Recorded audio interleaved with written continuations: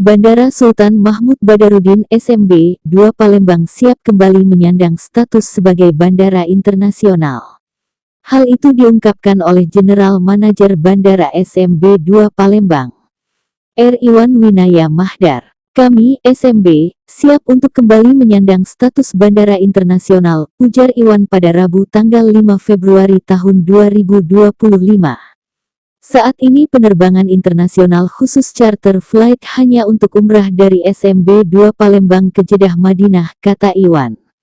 Dia berharap status bandara SMB 2 Palembang segera beralih ke internasional, mengingat tingginya minat masyarakat untuk melakukan perjalanan ke Singapura dan Malaysia. Mudah-mudahan statusnya segera beralih ke internasional, karena sebelum COVID-19 rute kedua negara itu sangat tinggi peminatnya. Rekan-rekan media yang selama ini sudah mensupport SMB 2, yang sudah memberikan banyak kontribusi untuk branding AP2 juga. Terima kasih sekali lagi atas kedatangannya, undangan yang sudah kami berikan, dan selanjutnya dipersilakan kepada Pak JM memberikan sambutan. Ini mati ya? Oh ada, tes, berarti lagu lagi dong? Baik, Assalamualaikum warahmatullahi wabarakatuh. Saya yang saya hormati teman-teman rekan-rekan dari media yang sudah hadir pada hari ini. Ada kurang lebih 13 media yang sudah hadir, yang selama ini kita bisa berkolaborasi, sinergi, bekerjasama, mensupport antara yang satu dengan yang lainnya. Baik, terima kasih atas kehadirannya. Kemudian teman-teman dari Angkasa Pura Indonesia, Regional 3, Bandara SMB Palembang yang sudah hadir juga, teman-teman para division head, departemen head, kemudian tim humas ya, yang sudah menyiapkan kegiatan pada hari ini. Saya langsung saja mewakili seluruh jajaran manajemen kantor cabang Bandara Sultan Mahmud Badarudin Palembang Regional 3 PT Angkasa Pura Indonesia menyampaikan terima kasih yang sebesar-besarnya selama tahun 2024 yang lalu. Teman-teman media bisa bersinergi, kolaborasi, komunikasi yang sangat intens, sehingga kita bisa memberikan yang terbaik buat seluruh masyarakat, khususnya di Sumatera Selatan, terkait dengan informasi-informasi yang mereka perlukan. Yang kedua, tentunya tujuan dari saya menamakan hari ini kegiatannya adalah News Collaboration Initiative. Ya, pasti ada maksud dan tujuannya. Yang pertama adalah tentunya menciptakan hubungan yang saling menguntungkan antara kami, Bandara SMB 2 Palembang Regional 3, Angkasa Pura Indonesia, dengan teman-teman dari seluruh media yang saat ini ada di Sumatera Selatan. Teman-teman yang saya hormati, just info saja bahwa kemarin tanggal 9 bulan 9 tahun 2024 kita sudah merger antara Angkasa Pura 1 dengan Angkasa Pura 2 yang namanya sekarang bernama Angkasa Pura Indonesia. Terbagi menjadi beberapa regional. Untuk Bandara SMB Palembang masuk ke regional 3, yaitu dari seluruh 11 airport ditambah dengan 2 yang KSO, itu masuk dalam regional 3 yang saat ini headnya atau head office-nya atau CEO-nya ada di Bandara Kuala Namu. Jadi 11 airport yang ada di Sumatera ditambah dengan 2 airport yang KSO, yaitu Kuala Namu dengan Batam ya, itu di bawah regional 3. Kemudian tujuan tadi juga pastinya menciptakan hubungan yang lebih erat, berbagi informasi, kemudian tentunya ingin meningkatkan kualitas dan jangkauan pemberitaan buat seluruh masyarakat yang ada, agar masyarakat bisa menerima pemberitaan yang lebih objektif, yang tentunya tidak membuat masyarakat takut terkait dengan moda transportasi udara, sehingga perlu narasumber yang dapat bertanggungjawabkan, perlu data yang akurat, perlu semuanya hal yang valid, tidak hanya sekedar berita-berita yang akhirnya menimbulkan kegelisahan, yang akhirnya merugikan semua pihak, yang akhirnya membuat masyarakat tidak nyaman terkait dengan penggunaan transportasi udara. Dan teman-teman sudah berikan yang terbaik buat kita semuanya. Kami juga sangat transparan ya.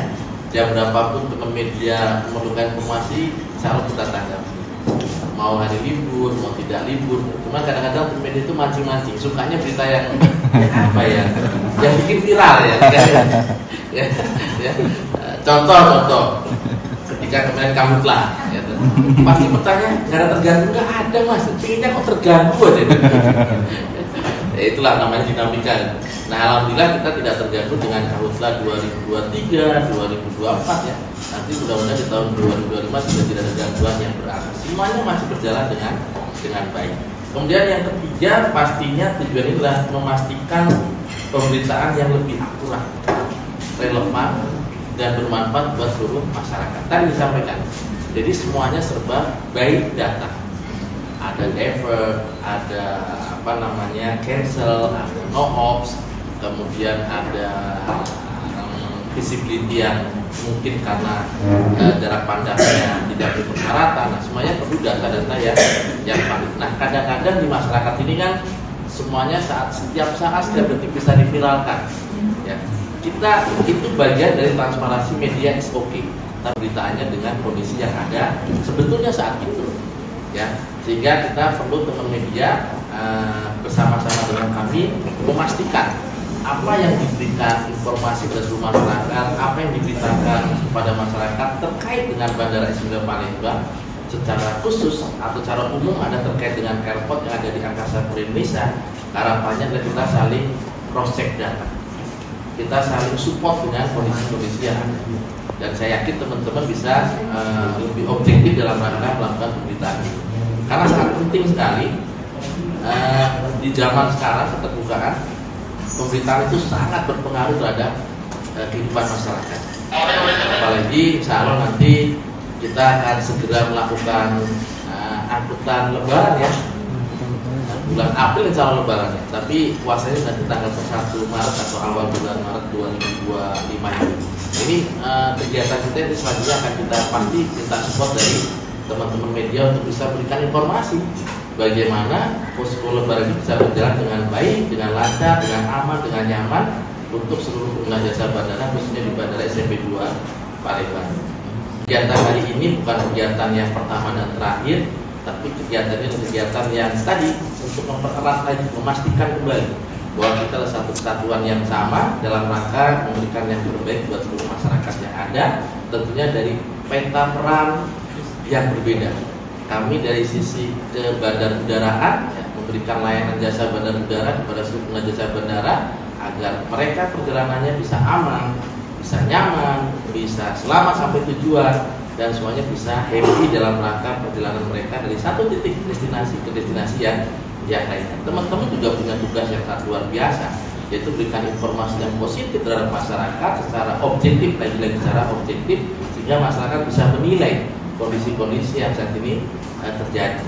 Dan kami juga terima kasih kemarin semangatnya luar biasa, pemberitaan-pemberitaannya sangat luar biasa, apalagi yang kemarin isu yang terkait dengan pembukaan penerbangan kembali internasional ya. Nah, itu juga bagian support kepada kami dari sisi yang lain sehingga kita saat ini sudah menyiapkan kesiapan kita untuk kapanpun instruksi dari pemerintah kita siap mengimplementasi keputusan kementerian terkait dalam rangka membuka kembali penerbangan langsung internasional dari Bandara S9 Palembang ke beberapa destinasi yang ada. Sekali lagi, kemudian mohon masukan, saran dan ke depan pastinya kita berkolaborasi yang lebih kuat lagi ya, karena saya yakin setiap tahun berdasarkan data yang ada pertumbuhan grup kita semakin naik dan naik. Ya, contohnya kemarin di tahun 2024 kita tutup akhir tahun kita mencatat ada 2,8 juta penumpang. Kita nanti prediksikan di tahun 2025 akan meningkat kembali kurang lebih hampir 3 sampai dengan 3,1 juta penumpang. Dan ini menunjukkan bahwa kita terus semakin membaik setelah pasca COVID-19. Walaupun secara data kita masih sekitarnya 77% lah dibandingkan sama kita COVID-19 tersebut. Dan sekarang juga kami terus berbenah, teman-teman sekalian bisa melihat kondisi airport kita dari mulai Selasar, kemudian ke check-in area, kemudian ke SCP, kemudian ke boarding lounge domestik sampai ke koridor dan barata dan sampai finishnya masuk ke dalam aircraft atau pesawat. Dan ini bagian dari kesungguhan kami untuk memberikan experience kepada pengguna jasa bandara yang berbeda.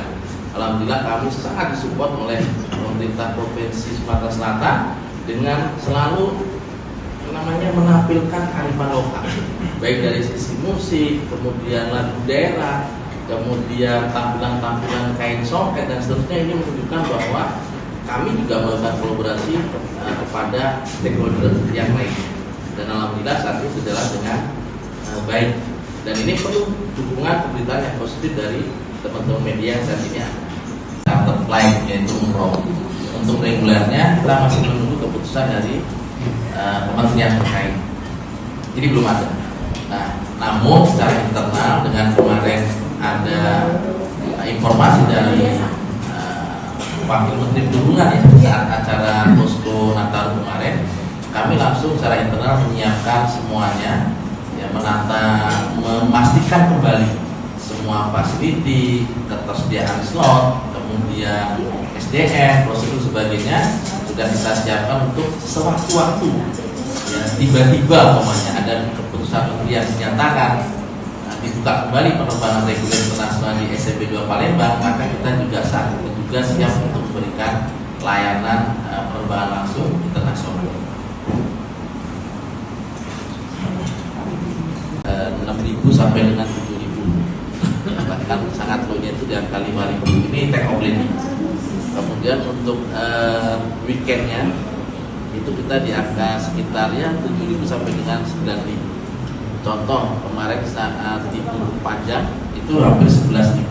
Itu sama dengan angka posko Natal. Pak, mohon diulangi Pak, tadi low season Pak, berapa low season tadi? Kita di rate berapa tadi Pak? 6.000 sampai 7.000. 6.000 sampai 7.000 ya Pak ya. Take off ya Pak. Kenapa? Take off itu. Take off landing. Take off landing. Jadi tinggal kalau bagi 2 ya 2,5 atau 3 bulan. Kalau saat low banget bisa 5.000 juga. Kalau yang liburan kemarin Pak? Yaitu mendekati 11.000, 10.900 sekian. Kalau musim liburan ya Pak ya? Ya. Libur panjang. Itu ada. Berarti nggak ngaruh ya Pak? Kenapa? Belum berpengaruh? Kalau tidak, enggak juga. Tapi kalau belum pun harus kita buka data detailnya juga. Karena gini, yang melakukan perjalanan itu kan kita harus buka lagi berapa persen yang statusnya ASN, berapa persen yang statusnya swasta, berapa persen yang statusnya nggak ada terkait dengan kebijakan itu. Kalau yang ASN seharusnya terpengaruh karena di apa namanya anggarannya dikurangi ya, dikurangi. Pinter semua Pak ASN ini Pak. Ya 30-an lah. Ya jamaah umroh per terbang. Nah kalau itu kan charter flight, jadi tergantung dari teman-teman travel untuk mencater itu. Bukan reguler loh ya, bukan kita beli tiket sendiri terbang umroh nggak bisa, tapi lewat satu travel. Jadi seminggu 2 kali ya Pak? Ya. Pak, kan ini masuki bulan Ramadan, biasanya kan ritmenya umroh itu meningkat. Kita bisa melihat itu nggak Pak? Ada perubahan itu? Yang saya tahu saat ini slot yang diajukan masih sama sih, satu minggu itu 2 berangkat 2 datang. Satunya lain, satunya lagi? Citylink. Yang kemarin heboh tak jadi.